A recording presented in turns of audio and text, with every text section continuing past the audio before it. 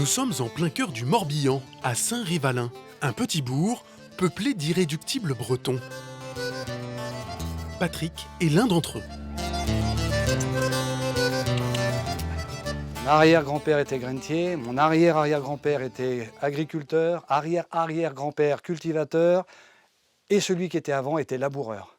Et je crois que j'ai ça dans le sang quelque part.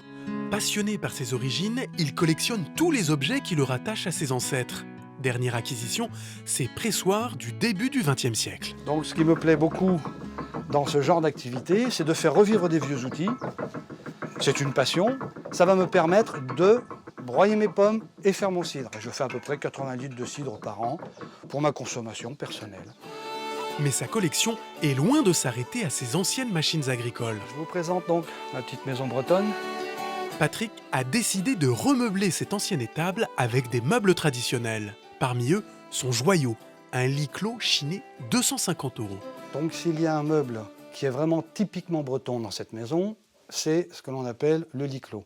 On appelait ça des boîtes à sommeil. Dans une maison comme celle-ci, par exemple, il y avait plusieurs lits clos, puisqu'il y avait souvent plusieurs couples, pour simple et bonne raison qu'il y avait les grands-parents, les enfants, qui se trouvaient dans la même pièce principale, dans l'unique maison.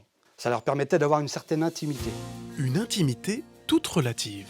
Dessus, vous n'avez rien. C'est ouvert. Bien sûr, il faut que les gens respirent, etc. De nuit, on ne peut pas confiner ça complètement.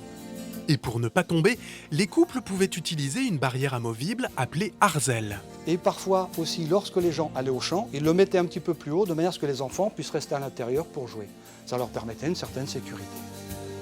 Chaque lit clos avait une décoration propre à sa famille. Ici, une croix pour leurs croyances et la rose des vents, symbole de la nature.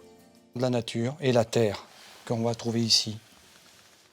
Ce serait très certainement appartenu à des agriculteurs ou des gens qui travaillaient beaucoup la terre. À côté, un autre couchage traditionnel apparu au début du XXe siècle. Celui-ci est un lit de coin, parce qu'on le met dans un coin ou contre un mur. Il n'y a que cette façade visible qui est sculptée. Autre incontournable de la maison bretonne, l'horloge.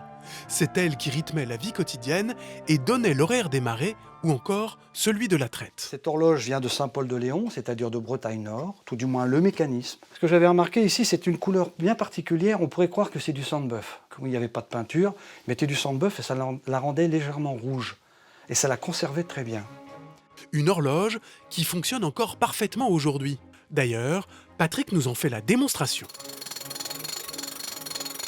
On le redonne un petit mouvement, pas trop fort. Alors dans le temps, ce qu'il faisait, il le remontait tous les jours. Comme les Bretons avaient tendance à être petits, lorsqu'il faut remonter le système de mécanisme, on lève les bras et ça a tendance à travailler sur le cœur. Et parfois, des gens qui remontaient les horloges, ils mouraient d'un arrêt cardiaque.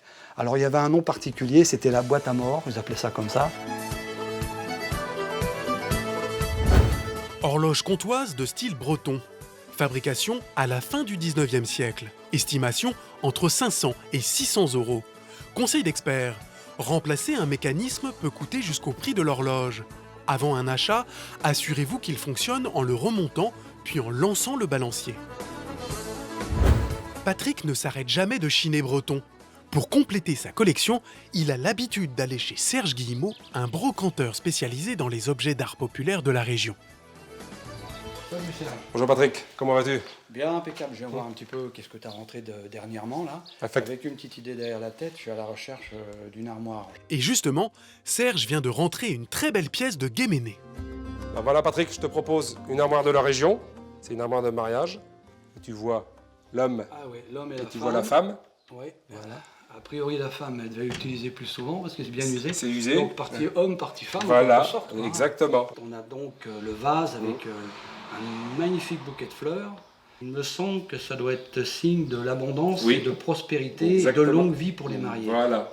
Est-ce que tu arrives à situer à peu près la date? La date, ça c'est à peu près 1890. Bon, tu me vendrais ça combien Ça c'est une armoire au coût du jour à l'heure actuelle, c'est 950 €. Une armoire que Patrick ne va pas laisser passer. Et c'est tout naturellement que notre collectionneur s'intéresse maintenant aux habits d'époque qu'elle contenait. Tu vois, là tu as l'habit de la semaine. C'est tout simple. Ça c'est Pour femme. C'est Femme. tablier de femme, voilà. On voit bien. Tu vois qu'il y avait un peu de velours sur les manches. Ouais, sur du velours, presque du Voilà. velours de taupier. C'est Voilà. très joli, très très joli. Je me demande ce qu'ils devaient mettre là-dedans. Peut-être des médailles. Des médailles, la petite porte-bonheur. médaille, Des exactement. petites médailles porte-bonheur, Voilà. hein. Je pense que ça devait servir à ça. Et tu vois l'habit du week-end, qui était perlé. L'habit du dimanche. Voilà, l'habit du dimanche. Et dire que tout ça c'était fait à la main. C'est magnifique. Serge, ici il n'y avait pas un lacet. C'est pas des... Si, il y C'est avait pas un petit fait pour des lacet. lacets. Il y avait un petit lacet qui allait Un là. petit lacet, là, Voilà, d'accord. voilà. En témoignent les photos et les cartes postales Il d'époque. y avait des grands bals dans le secteur. S'il y avait des femmes d'Aguignel ou des On femmes de Guémené qui on venaient, reconnaissait par rapport. ils arrivaient à se reconnaître. Voilà. C'était leur signe de la ville, Exactement. du village. Et ça devait favoriser les mariages aussi. C'est une belle petite pièce. Une tenue de fête des années 30, comme celle-ci, en parfait état, se chine environ 150 €.